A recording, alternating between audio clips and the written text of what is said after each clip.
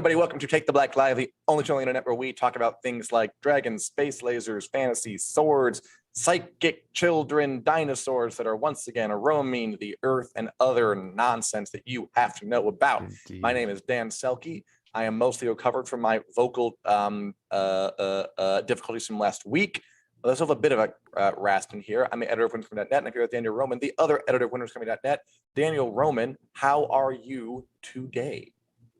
I'm doing okay. I am less recovered than you are, so I'm a little low energy today. I'm a little my brain space is a little all over the place, but I'm excited to talk about zombies and squids and vampires. Ooh, maybe no squids. actual squids, but Squid Games. Yeah, I'm excited to talk about the stuff. There's been a lot of stuff this week. There's always stuff. So this week, That's usually, true. by the way, hello everybody. Hello Martha. Yeah. Hello Julie. Hello. Hello everyone who is in our, hello Nicole, everyone in our lovely comment section. Looking forward to hearing from you because we have what I'm going to call a fragrant potpourri of discussion Ooh. topics today. There was no like That's nice. big. I think so. We could all use that. It's summertime. It's good to have a Yeah. nice scent up your nostrils. There was no like giant theme to kind of unite it around. But so I figured what we'd do is we'd go through some big news topics and talk about them, in a moderate amount of depth. Not too deep. Let's not go crazy, but not lightning round fast either. And we can just see what feelings, insights, and thoughts arise as we go through for you the most trenchant headlines making the rounds in the worlds of TV, movies, sci-fi, fantasy, and pop culture. Daniel, are you ready for your first prompt? I was born ready. Yes, let's do this. Love that phrase. All right. So first up, some good stuff. HBO released a first look image at its upcoming zombie show, The Last of Us, starring not one, but two big Game of Thrones veterans. Pedro Pascal, of course, played Oberyn the Martell in Game of Thrones, died, crush, eyes pop, mountain hurt him. And then Bella Ramsey played Lyanna Mormont, the little lady of Bear Island. And now they are together, The Last of Us. They're going to cross the zombie infested American landscape together. She also got crushed. Yes, she did get crushed. She did. I almost forgot about that. This is practically a Game of Thrones legacy legacy show, people. Practically a Game of Thrones spinoff. I mean, it really is. I mean, both main characters are Game of Thrones alumni. It's on HBO. Oh, also, you know what else? Game of Thrones. That image looks dark. It is another. It does. Continuing with the darkness of famous HBO shows. They don't want to see us to anything. I'm tired of it. It's appropriate for this one. I guess. I'm really ready for that trend to be over. I'm ready for people to embrace artificiality again, at least when it comes to seeing what the people look like. I mean, keep the theme dark, keep the story dark, but let me see your freaking face. But you know what? We'll see more of it when it comes out. You have not played The Last of Us, right? I have not. I've played a little bit. I not enough that I will catch most of the references, although I did see someone point out on Twitter that they think there's a clicker in the background of this, and the clickers are like the zombies. Correct me if I'm wrong, because you have played it, right? I have played it, yeah. Because every zombie story can't just call it zombies. You have to have something. You have to have your take on it.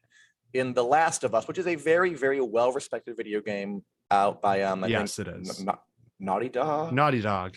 Yeah. By Sony. In this one, it's like a fungus. It's infected people, and that's what's turned them into it. Sometimes it's a blood disease. Sometimes it's a rabies type thing. Sometimes it's a wild rabbit animals. Here's a fungus. And they kind of are plant zombies, and they hit spores out of their brains. But, again, like every good zombie thing, it's not about the zombies. It's about the heart of humanity that is exposed in the aftermath of a societal collapse, which at this point, frankly, is I don't know. It's been done a lot. Maybe The Last of Us can revive the zombie boom. that we saw over the past 10 years with The Walking Dead and stuff. Maybe this is the new shot in the arm it needs, because I feel like it's starting to fade, or if it hasn't already. Zombies have been pretty played out. Yeah, I mean, it does feel like we're in the later days of the zombie boom, right? Because like when The Walking Dead first hit, like there were other movies that came out around that time, like 28 Sure. Days Later got a couple of sequels, like things like that. I Am Legend, like there were plenty of things around the time The Walking Dead hit, and now The Walking Dead's ending, and somehow there are more Walking Dead shows now that the original Walking Dead is over. They're doing a ton of spin-offs. Quite a few. Yeah, I do wonder when we're gonna see the zombie trend decline, but I'm glad we're getting a Last of Us show before then, because you know, this game. So again, I haven't played it, but from what I know about it, the games are really acclaimed. I am positive I would like it. It's totally up my alley. Yeah, they were really acclaimed for their storytelling, and like I'm curious to see how that translates, because I feel like with video games, it's either they had a really thin story or the story was secondary. We can put Halo in that category, even though they're the stands who love the story of the games. That's fine. But a lot of people didn't play them for the story. And that translates in a certain way. Arcane's another one that translates in a certain way because there wasn't really a story going on in League of Legends. Then you have The Last of Us, which was like a pinnacle of game storytelling for its time. Yes. So how is that going to translate to television? I am interested. Hopefully well. Yeah, I'm looking forward to it too. As Nicole says, every theme has its time. First vampires, then zombies. Wonder what is next. Leprechauns? That'd be cool. We'll see if they can get some hot shows with leprechauns. And as Julie asks, good question. Do you think houses Targaryen Stark are lost forever? No Targaryens carrying the name. No male Starks either. It makes me sad. Jon's still around. He's technically a Targaryen. Who knows what the next few decades will bring? And you know, Sansa can have a baby and just name it Stark. I think that'll be fine. Yeah, I don't think any Lords of the North, I don't think they'd be mad about that. And you know, maybe Jon's heir in a couple. Yeah, well, Bran, can Bran have kids? I can't remember if they ever really talked about that. Who knows? Not a mystery that needed solving. How far does that paralysis go?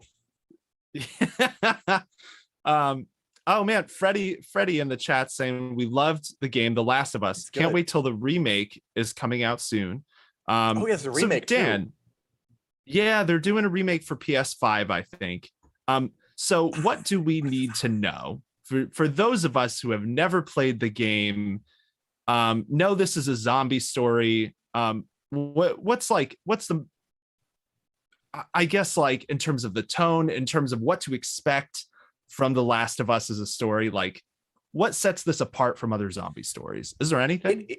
It is a zombie prestige drama. Like The Last of Us, the game is, what if we made a zombie shooting game? We made it classy. What if the environments were all lush? What if we took the storytelling, I mean, at least tried to take it seriously? What if the characters were full? Because again, like the game has a lot of like the things you expect from a zombie story. You got the zombies by some whatever name. You have you know, characters who have kind of like Society's fallen, which is like just like The Walking Dead, right? And everything is all hurly-burly, tumble-wumble. But they really, I'm making up words. They really tried to give it a classy, we're going to think about this kind of, they gave it an HBO coat of polish. So it's a good fit. Yeah. And again, if something can revive zombie franchise, maybe this is it, or the zombie craze. But you know what? Yeah. That's not the only thing going on in the wide world of sports or entertainment, rather. Daniel, I like this next story. Sorry, go on. No, I was just going to say, I guess this next story is kind of sports if you squint at it the right way. I want to know from you, Daniel, and from everybody watching, if you would do this, because I fully would. So, did you say you fully would? Fully would? Absolutely, I would. Squid Game, the Netflix sci-fi well, I don't know, satire program Squid Game is the most successful show in Netflix history, English language or otherwise. I think everybody watched it. It took me a while, but I did get around to it. It's about a bunch of poor people who are kind of lured into this sick gladiatorial game where they all play kind of kids games, and if you lose, you get killed, and if you win, you advance. Only one's left at the very end, put on by a bunch of rich industrialists who just kind of got bored and want to watch people fight for their lives. So 2 quick bits of news. They're making a second season, obviously. The other no bit, surprise. I mean, I'm kind of shocked it took that long to announce it. Same. Considering how huge it was. Yeah, they talked about it a while back. I'm surprised the official green light came so late. I think it was another Stranger Things situation where, again, no one expected that show to blow up. Nobody. Like, that came out of absolutely nowhere. So I'm betting they're like, yeah, we'll give you whatever deal you want. Just like, let's get it out there. And then like, oh, it's a hit. Oh, damn. He has like the right of refusal on stuff. He can slow this down. Crap. But it's coming. And as Nicole says, couldn't get into Squid Game for some reason. I think the inequality of it really bothered me. I stopped watching it too. It was disturbing. It's a disturbing show. Yeah. That was the point. That was the point, Nicole, for sure. Which it's good. It's good we know that. I'm not so sure Netflix knows that based on the news we're going to talk about in a sec. Why not, Daniel? Hit it. Okay. So Dan, you say you would do this. I want your take about why you would do this, why you think this is okay, or just your opinion. Oh, so it's Netflix, not okay, but I would do it. Okay. That's fair. That makes the difference. So Netflix, it was just announced like yesterday. They ordered a competition reality series called Squid Game: The Challenge. They're making an actual Squid Game reality show where people come on and play for $4.56 million, which is the largest cash prize ever on a television show, reportedly. What are your thoughts here, Dan? How do you feel about this? I mean, okay, so there's two kind of thoughts I have. One, okay, so the irony here, and sort of the sort of sick irony, is that the whole point of Squid Game is to point out how inhumane and kind of grotesque a society with just cavernous levels or yawning levels of wealth inequality is. And it gives rise to this thing where the poor could just be roped into playing these literally life or death games for the amusement of rich people, and they're willing to do it because they're that desperate. So to recreate a reality competition show, Julie Derry said she couldn't watch Squid Game. She hates calamari, which is pretty funny. I like calamari. Nice. Well played. So to recreate an actual version of this dystopian nightmare show, but do it for our entertainment, there's some weird undertones going on. Now, the other side is, look, they're not going to actually kill people, I assume. We assume. And if you win, you get $4.56 million. Of course I would do it. I mean, come on, you go in there and play tug of war and you might walk away like a multimillionaire. Why not? And you won't die. I mean, we think, wouldn't that be a crazy twist if they got you don't everybody think you're gonna there, die and turned on the cameras, and Netflix was like, you guys want to show? Everyone signed over their right. I wouldn't do it for 4.5 million if my life was on the line. It has to be a lot more than that. Okay. But for 4.5 million and I don't die, of course I'll play cut out the star game. That looks fun. Yeah, then it's just a reality show. That's fair. Yeah, exactly. What do you do with Daniel? Man, I feel like, okay, so on premise, I would go on a reality show for that much, but I don't know, the Squid Game, the irony of it just gets me so bad. I don't know if I could I would only be able to do it in a very ironic way, because yeah, it reminds me a little of when Jennifer Lawrence was in the Hunger Games. And Mhm. those movies are it's similar. You could really compare Squid Game probably more to the Hunger Games totally. than most other things. It's like that, but it's about wealth inequality very specifically. Yes. So she Julie was would in not the do Hunger it. Games. Yeah. Well, good for you, Julie. I mean, yeah, I feel like I don't know if I would do it. I'm on the fence. I'm one of those people Okay. who might Okay. go, they might have the first day, and then they might go home to do soul searching, and they don't know whether they're going to come back like in the first episode.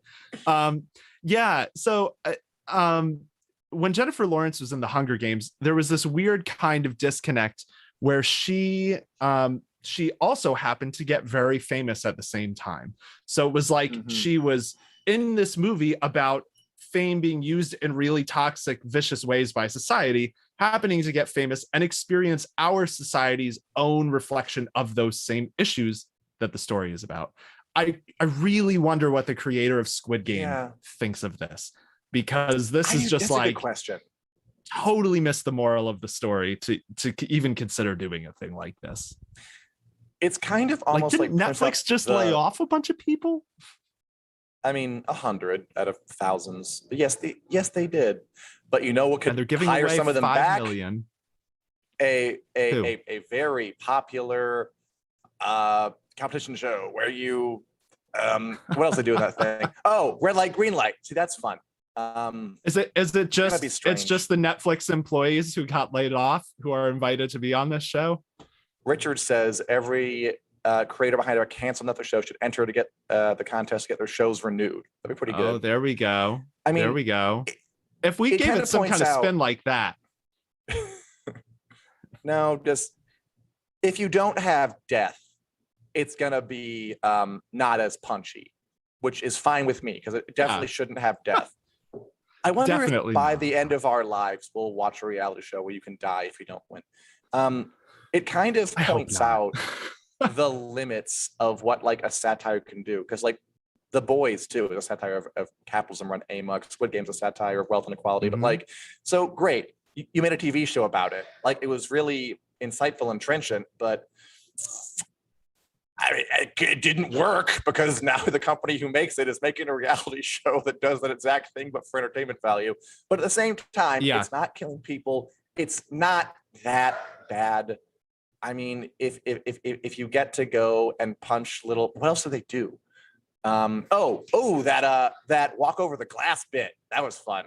Yeah, you get to go and do that and maybe win $5 million and you don't die. It's by itself. Too. Yeah. Oh, right, they did. By itself, this is not insidious. In context, there's some insidious bits about it. But yes, I would fully do it, although I'm getting most of our audience would not do it, is the sense I'm getting. That's fair. Audience, I am glad you are comfortable enough in your lives. You don't need to go in the Squid Game, audience. I would do it for like $1,000. Why not? It looks fun. Just as long as there's no death involved. Yeah, that's the crucial clause. Yeah, that's really important. Okay. So yeah, that's a thing that's happening. It's not the only thing that's happening. So shall we move on to our next this is just the irony show at this point. Go ahead. Or it's going to be for another couple minutes. Irony is wonderful. Irony makes my world go round. So why don't you take this, Daniel, because you were interested in this. Okay. So earlier this year, a movie called Morbius came out. It starred Jared Leto. A movie formerly known as Morbius, still known as Morbius, came out. It did meh at the box office. It was the next in Sony's Spider-Man villain universe, and it was just a hot mess of a movie. You guys, like Julie and Nicole, who've been listening for a while, you might remember we talked about this. I compared this movie to The Room, in that it is just a hot mess. It's fun to watch because of how bad it is. The internet, which loves irony, has been memeing this. God bless the internet. they have been memeing this movie constantly. Just people who are they made up a catchphrase for Morbius. It's Morbin time. That is not in the movie. All sorts of stuff talking about how this is the summer of Morbius. Sony decided they would put that to the test, and they re-released Morbius in theaters, and it made around $300,000 over 1,000 theaters, which is, it breaks down to like less than $300 a theater. So it's kind of like a dozen or two dozen people went and saw it. Your local car wash made more that weekend than Morbius. So, Dan, did you go see it when it came back out? No, I'm with Nicole. I skipped Morbius because everyone said it was so terrible. Yeah, it's fair. Although it's a fair life choice. This story is great because, again, like you said, irony. So there's tons of people ironically saying how great Morbius is online, and a studio executive sees this, apparently is so detached that they can't figure out that they are saying they like the movie in a funny way, and makes like a business decision based on these ironic, I mean, the term is shit posts. I'm not sure if we should say that, but that's the term. That's the dictionary term. We're allowed. It's definitely, it's the Urban Dictionary term, no doubt. I don't know the real dictionary. Gotta catch up, Webster. Merriam. They see it. Yeah, Merriam-Webster. What are you guys doing? And they actually put it back in the theaters. That's funny. I mean, again, it's all about disconnection. It is funny. If people had a better grasp of irony, just people in the executive class, in the ruling class, in the worker class, everywhere, life would be better. I believe that. Then again, irony. I think that's fair. Yeah, that's fair. I mean, but then there are internet folk who are so deep down irony holes, they've lost the ability to be sincere at all. Like, that can be a problem too. But you've got to have balance in your irony. Yes, you got to have balance. Like here, there was a disconnection between those who were really well versed in irony and those who apparently have no ironic bone in their body, and it resulted in a loss of several, like however much cost it opened that movie in thousands of theaters. Yeah. Pretty funny. It is funny. I don't know how much of a I feel like they knew that it was a joke, because Jared Leto himself, he posted something to his social media reading a script that said it's Morbin time, Morbius 2, like was the name of the script, and it had the music from Curb Your Enthusiasm in the background. Like the writer was a Dr. Seuss character. Like it was very clearly a ridiculous joke. But yeah, it didn't translate to dollar bills, which is what Sony wanted to see if that was what would happen. So they wanted to Mommy Dearest it. They wanted to The Room it. They wanted to get an ironic audience in watching it ironically, but still giving money. Okay, I'm with you. You want to know something ridiculous about this? So since this happened, a change.org petition went up to re-release it again, that basically said we were all busy that weekend, re-release it again. We'll see if Sony buys that. I think it had like over 10,000 signatures last time I looked at it. So, you know, Morbius, will say this for it. It's not a good movie. At no point be deceived into thinking it is a good movie. But if you want to watch a bad movie and have fun doing it, it's okay for that. And I feel like this only adds to the legend of Morbius, this whole ironic debacle. Well, like, can I ask you, because you watched it, so sure, is it a good bad movie or a bad movie? Because there are some awful movies that are fun to watch anyway, but there are some that are just bad and just boring and not fun to watch. So you think this one is more on the Mommy Dearest, The Room, Rocky Horror level, where folk like it because it's bad? Not Rocky Horror, actually, people actually like that one. Well, let's put it this way. There's a scene in it where Matt Smith, spoiler here, Matt Smith becomes a vampire, and then he dances around. If I remember right, he has his shirt off. He's reveling in how sexy he is because he hasn't been able to like get around because he has a disease. So now he's a vampire. So he celebrates by dancing and looking at himself in the mirror. Gives you an idea of the level of shtick and absurdity in this movie, I would say it's a pretty fun. good bad movie. Okay. Like I enjoyed my time watching it, but it wasn't boring. But it was nonsensically absurd and had tons of things that didn't make sense. And you kind of just had to watch it for what it was. But I enjoyed my time, oddly enough. Okay, good. So that's good. I mean, it wasn't it's a good movie. aggravating or boring, which is kind of what I think of when I think of a bad movie. Yes. Like it makes me mad. I will say the marketing made me mad for Morbius because they had the vulture in the marketing, and that's the post-credit scene of the movie. They put the post-credit scenes in the marketing. You were ticked. So that was deceptive to me. That made me angry. The movie itself was fine for what it was, though. I have seen gifs of shirtless Matt Smith dancing around, wiggling his little white body around. Yes. Okay, cool. Good. So yeah, good for Morbin time. We don't know if it's the summer of Morbius. Dear not. God, I hope we don't all remember it that way. To note, we can leave that on. We can come back in a couple of years. Moving on to the next little battery story. Okay, this one is a bit of a spoiler, marketing. people. Speaking of I can't get over this. Yeah. Yeah, I want to hear your thoughts on this one.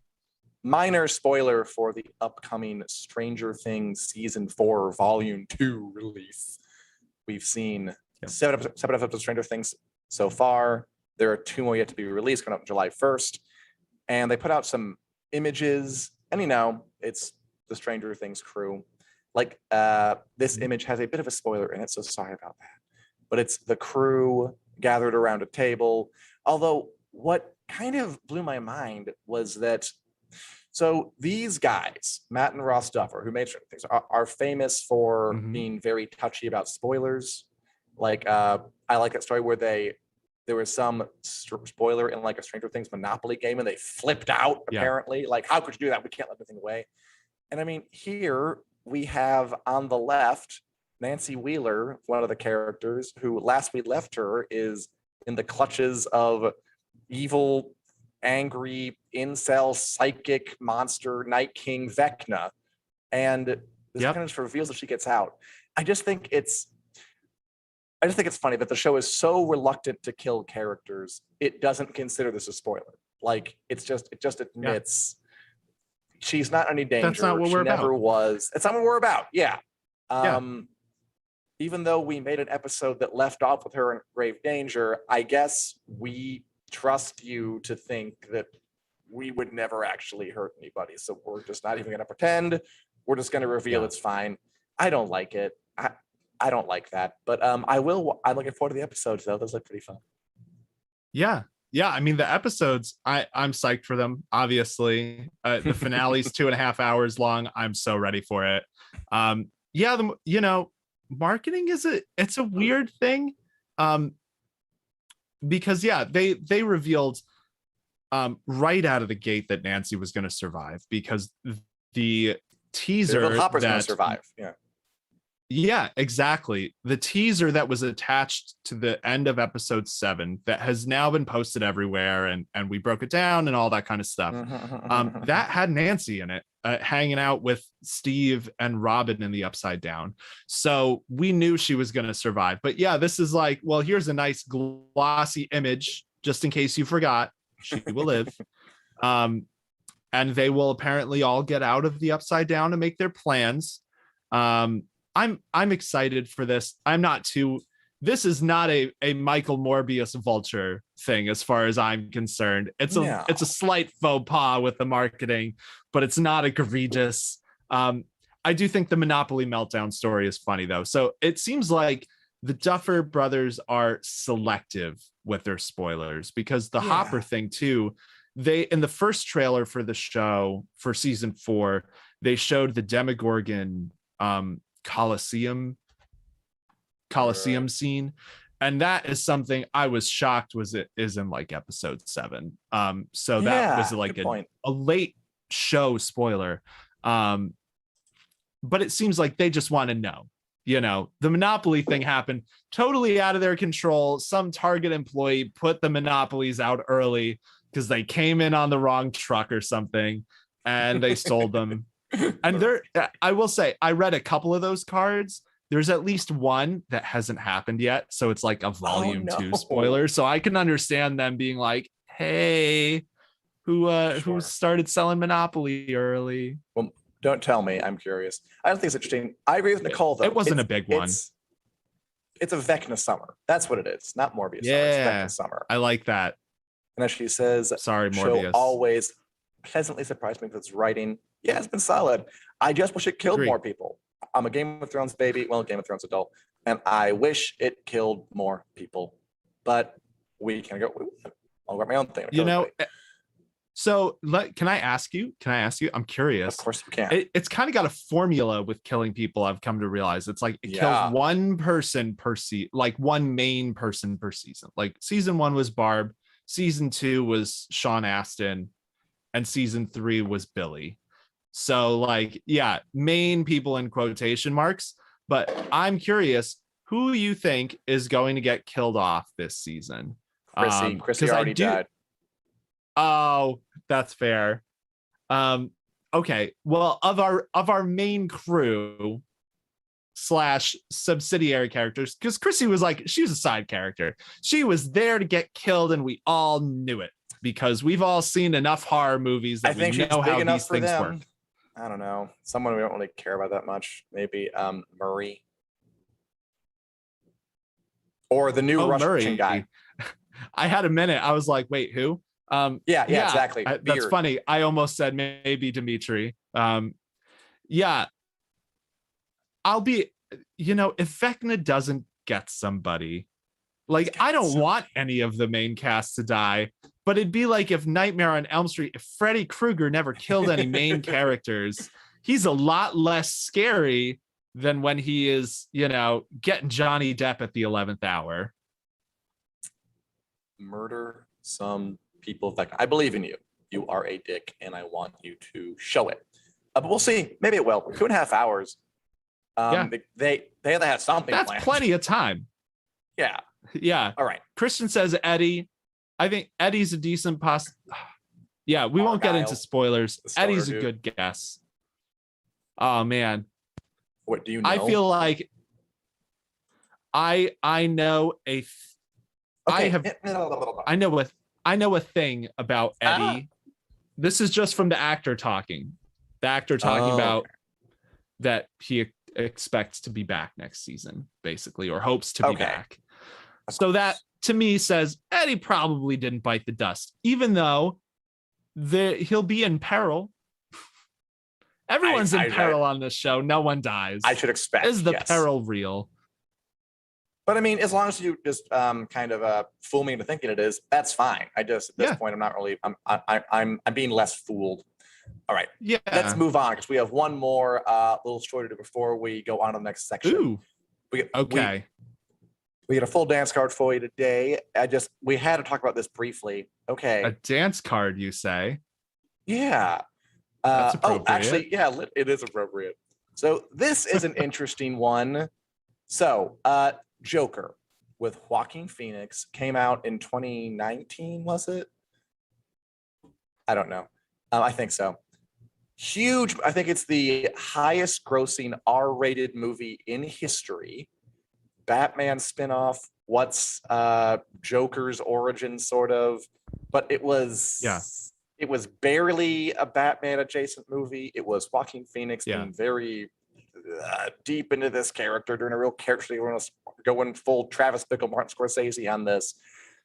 Hugely popular, enormous. Did you like it? I thought it was very potently made, definitely. Although I had some problems with kind of the overall point of it, but I enjoyed it. Interesting. So I'll be honest, I have not seen it.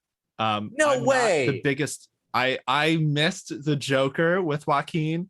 I'm not the biggest DC person. And that was one of those movies where I was like, do I care enough to go out of my way to watch this? I'll watch it at some point. It's on, I think, HBO Max now. I'll get around to it. I fully thought you would have seen it. Yeah. Well, so okay, so you had mixed feelings, it sounds like. Would you go see a second one? I mean, I will if these not rumors, if these solid news reports are true. So Fair. the news is that the sequel, which is because again, hugely successful, I think over $1 billion since already, which is very rare. It's Yeah. gonna be a musical, and it's gonna star Lady Gaga as Harley Quinn. Yeah. Yes. Yes, yes, yes, yes, yes. That sounds that's real a choice. dumb. I'm all over that. That sounds so out of left field, bizarre.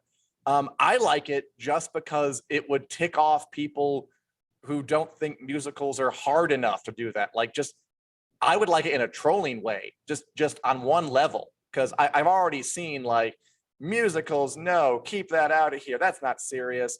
Well, I mean, the whole point of Joker was kind of like the movie was kind of thumbing its nose at movies, at society, which again, can talk about whether that's a good goal. But it was definitely a like screw the man kind of movie.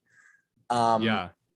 And if you want to keep with that sort of ethos of do the unexpected, yeah, make it a musical with Lady Gaga. I love the absurdity of it.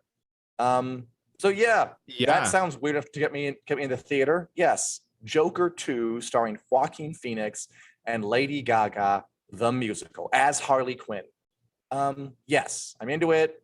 I think it's one of the things that would make me want to go see it. I'm not sure if I would see just a straight up sequel, but that I would probably see. Yeah, that's fascinating. I totally agree with you. If they had just announced Joker 2's coming, I would have just rolled my eyes and been like, okay. I didn't care enough to see the first Joker, except for one night when I literally will have nothing else to watch. So I wouldn't have looked twice at it, but a Joker sequel with Lady Gaga as Harley Quinn that is a musical, and knowing how dark the first one was, what kind of musical is this going to be? I'm intrigued. Probably a pretty twisted, messed up one. Yeah, or a really bright, sunny, like throwback to the golden age 1940s musicals. Go the opposite way, something weird. It's possible. The way the producers think about this, they might do it just to troll folk. And there is a rebellious teenage part of me that kind of likes that. We've just been talking about irony culture. We've just been talking about so like, here you go. Here's another one. I think if they do this, and so it's important to note with this was a legit report that this is coming out, that it's going to be a musical. This is like the Hollywood Report. This isn't like Drudge Report. They're not around anymore. This isn't like a tiny like blog or whatever. But this is real information. Yeah, the production itself, I don't think has confirmed this. I think they've just said Lady Gaga's in talks. Like, so things could change, but based on they gotta do it now.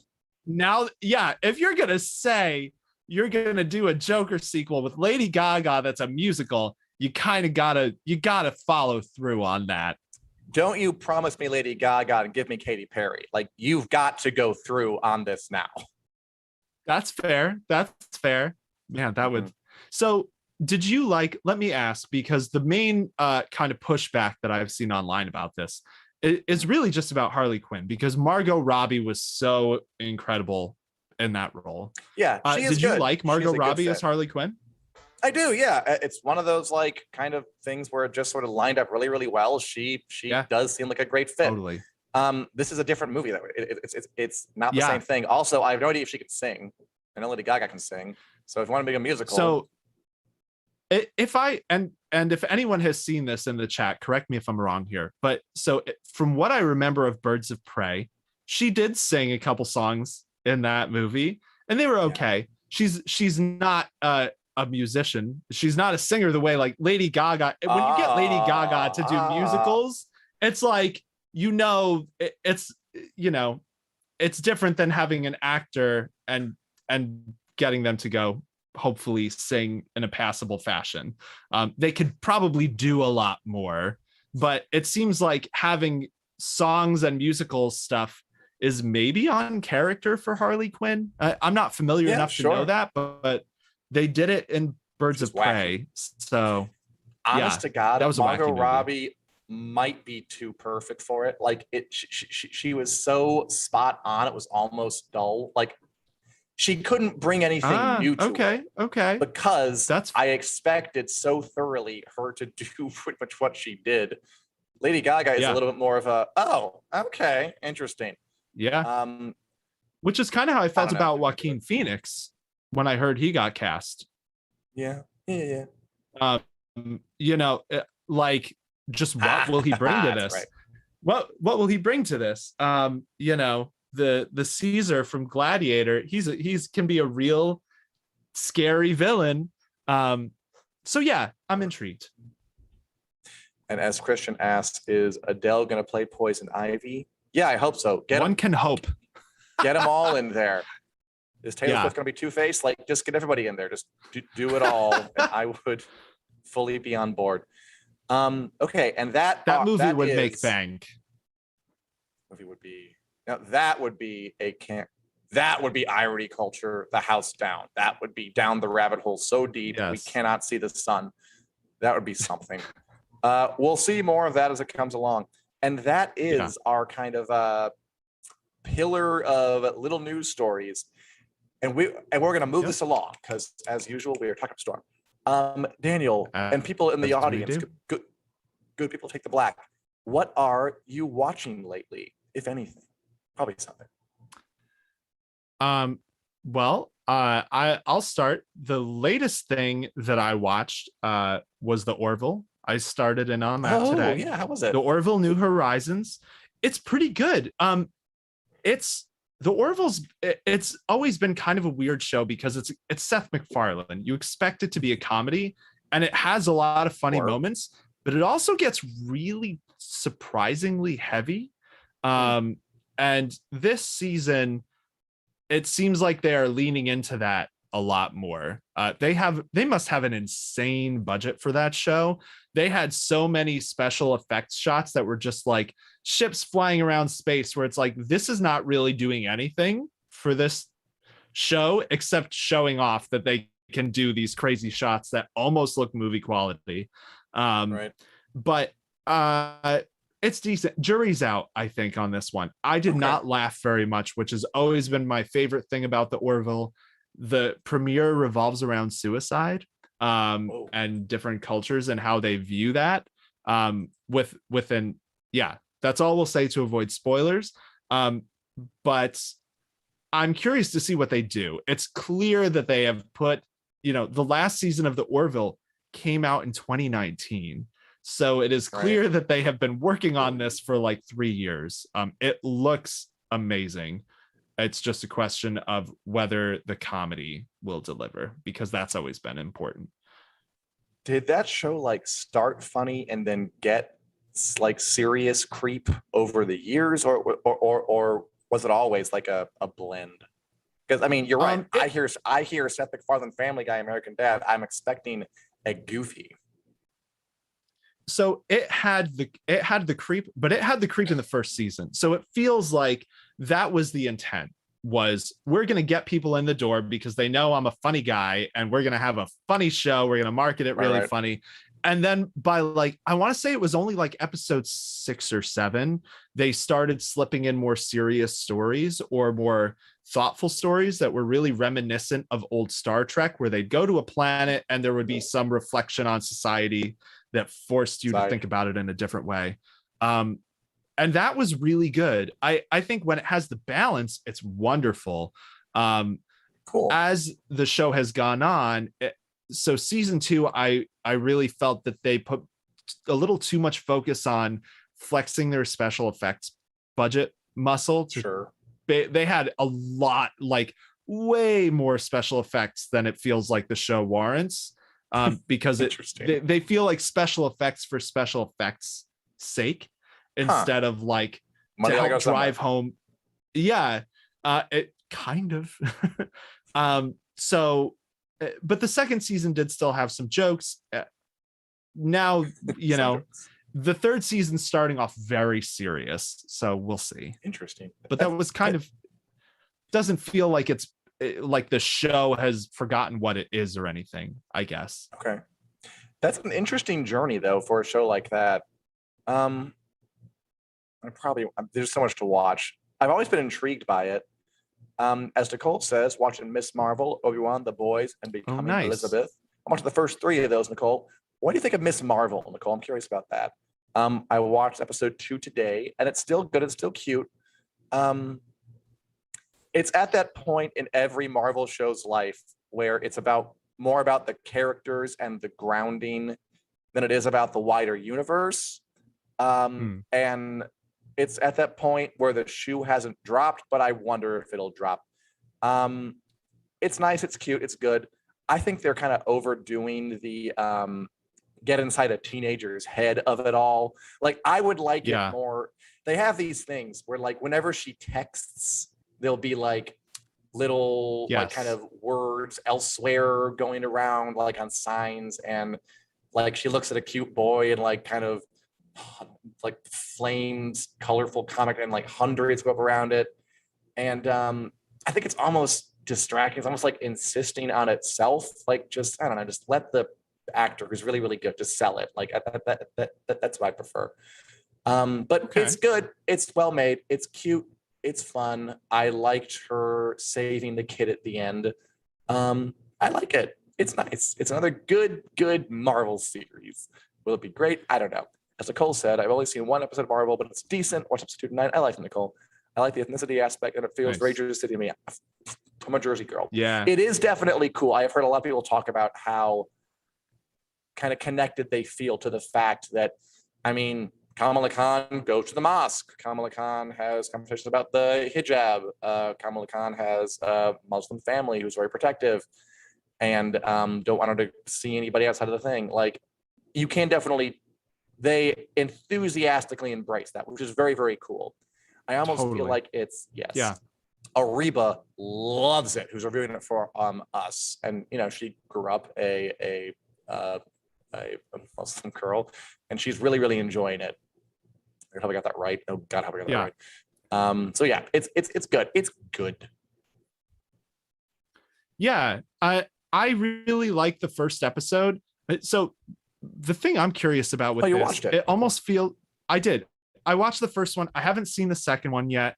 I think Marvel, you know, they're another one where like serious stories, they can only get so serious when they're Marvel stories before they start to like butt up against the wall of what they're willing to do. I felt that way with Moon Knight, where I really loved it, but it hit a point where it started to get silly in certain moments, or it started to feel like it reached, or like it was going for the product placement when it was telling a really heavy story, or trying to. So I feel like with something like Miss Marvel, it's almost nice because like you don't expect it to be a heavy story. Like it is whimsical, that's very nice, fun, and I feel like that might be a sweet spot for Marvel. Like that's kind of why I'm excited for Thor: Love and Thunder too, because it's Taika Waititi, it's Thor, it's gonna be fun.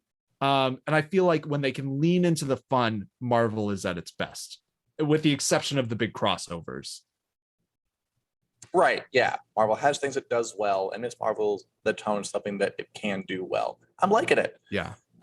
Cool. Are you enjoying Obi-Wan Kenobi, Daniel? Are you looking forward to the finale next Wednesday? There's only one episode left. Yeah.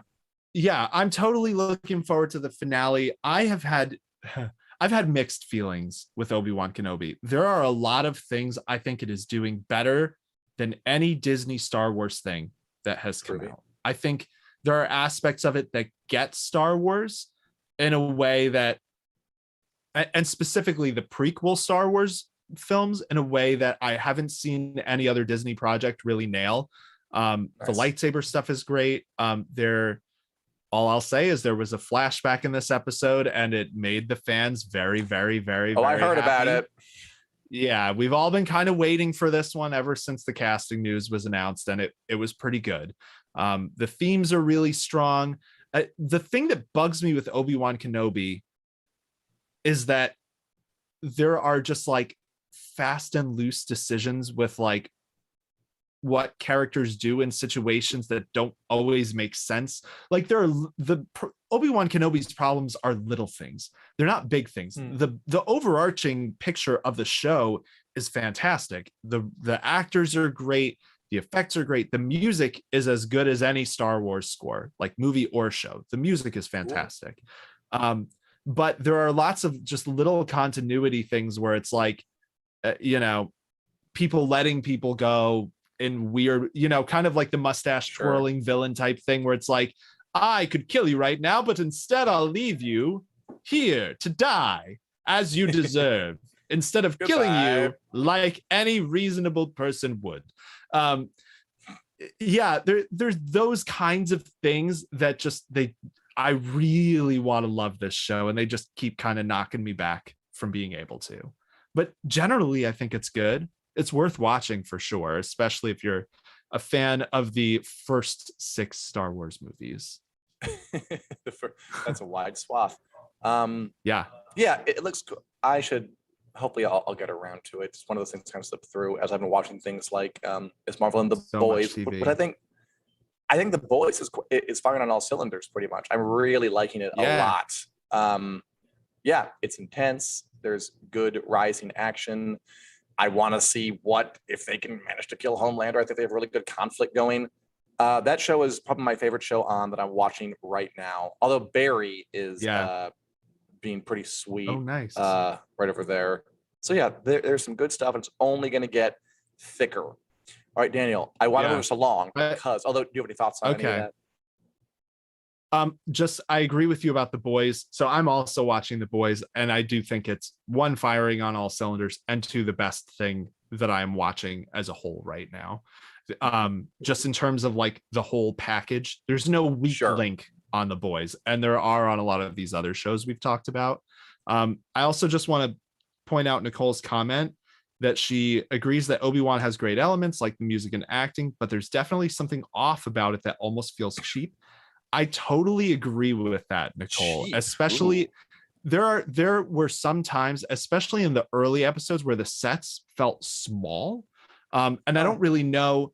It's kind of the only time in one of these new Star Wars shows that I felt like the volume, which is like the 3-dimensional set that projects visuals up to replace green screen, basically, has taken away something, because there are like sweeping Tatooine desert shots, but they're so clearly fake because like there's no wind, there's no sand. It's just Ewan McGregor on a green screen camel surrounded by this amphitheater.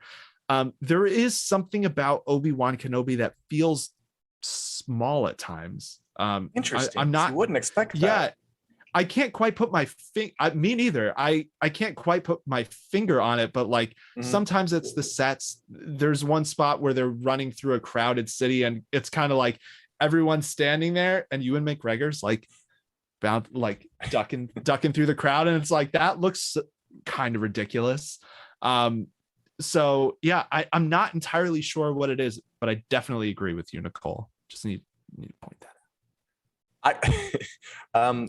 I remember when when George Lucas was saying that the green screen prequel stuff was like the future, and that we'll all be using this, and it didn't really happen. I mean, like, people use it, but they still use real stuff too. And I feel like maybe this new technology is coming along, and folk are really getting into it and really get excited by it. But I think eventually we'll learn that while it has its place, it's not. There are things you can't get with it. Yeah. Like, we'll eventually get self-conscious about that. But maybe right now we're really in the thick of our love for it. And by our, I mean Hollywood. Yeah. I'm not there. I'm in Chicago. See the buildings. Yeah. So I've been thinking about that a lot, because I've been rewatching the Jurassic World and Jurassic Park movies in preparation for the new one. And the effects in the new Jurassic World movies are worse than the Jurassic Park movies from like the 90s. And it's like, how can those that effects be? Part in the of first one, remarkable. They really were. And they're amazing. It's not just the puppets, because the puppets are a big part of that, because they had actual T-Rexes that they built to be in the movie. So like Okay. no amount of green screen can Yeah. compete with that. It just can't. It just does not look as good. But there was something about their visual effects, the CGI animals that also looked at least as good, if not better. There's like a cap, I think, with the green screen CGI technology, where it's like you hit your limit and it can't look better, so you're just piling more on and it kind of starts to look worse. It's that sounds very, very accurate to me.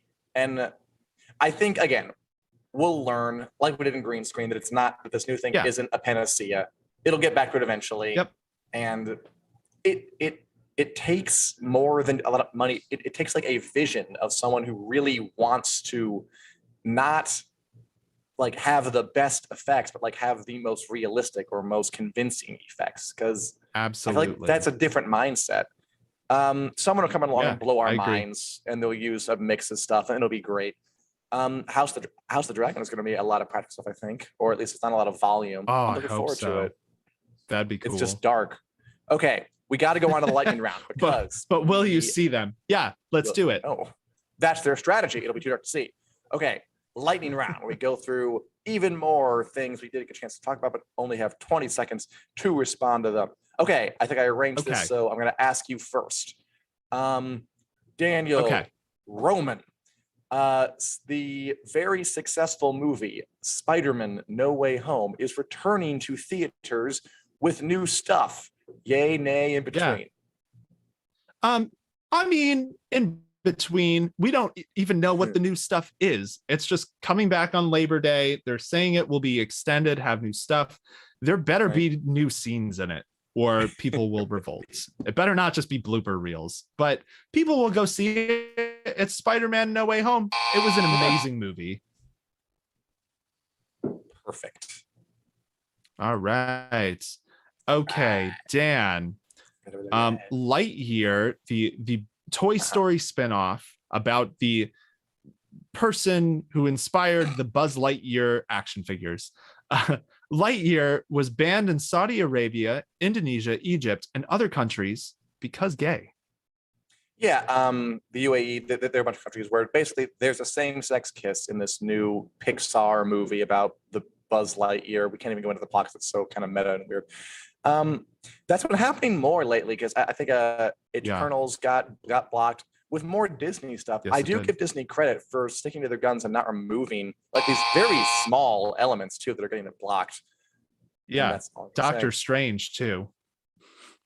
And that Doctor Strange that's a whole we got to move on, but can of worms. A whole episode on censorship because it's quite a fascinating area. Okay. Yes. Daniel Roman. Oh, here we go. Brian Cox. Oh, sweet.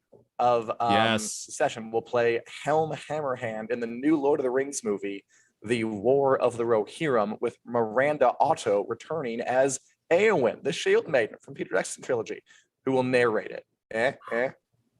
I can't lie. I could have cared less about this movie until this announcement, and now I'm psyched. Yeah, I'd watch Brian Cox read the phone book. Like that dude he's fantastic. I love him in basically everything he's in.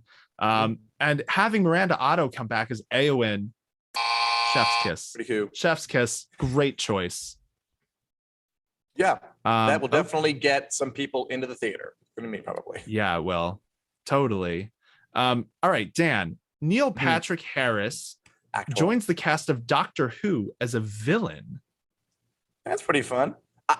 I will say the guy returning, Russell T Davies, who's going to manage Doctor Who, has done a very good job of hyping things up and talking stuff up and getting like kind of the word out there. He's bringing back David Tennant, bringing back Catherine Tate, bringing in Neil Patrick Harris to play. I don't know.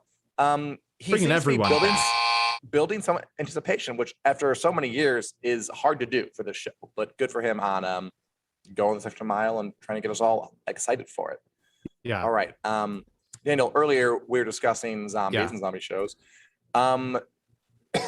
The next Walking Dead show, Tales of the Walking Dead, will premiere on August 14th. How excited are you?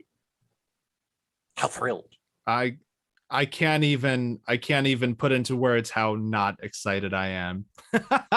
I really like The Walking Dead, but I like with Marvel, I kind of have burnout on all these different series.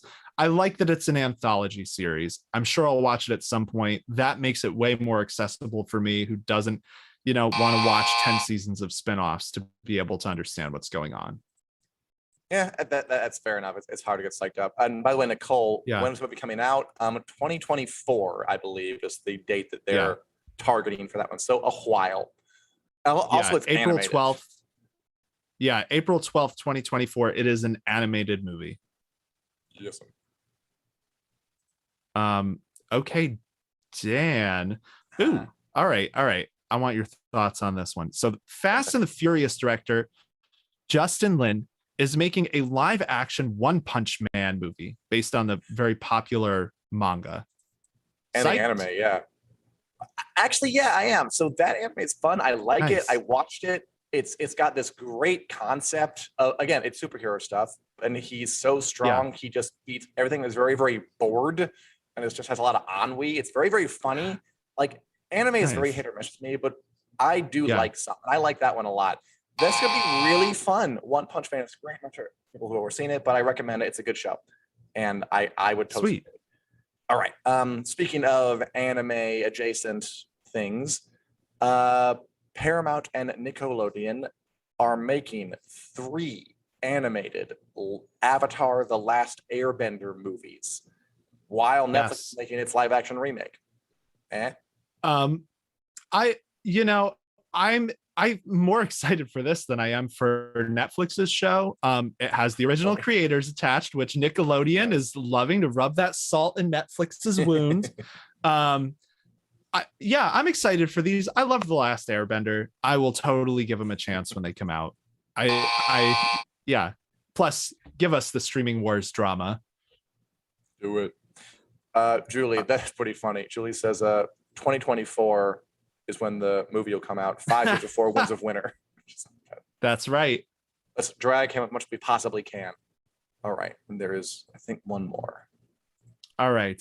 Yes, indeed. One more. This is cool. I'm excited for this movie.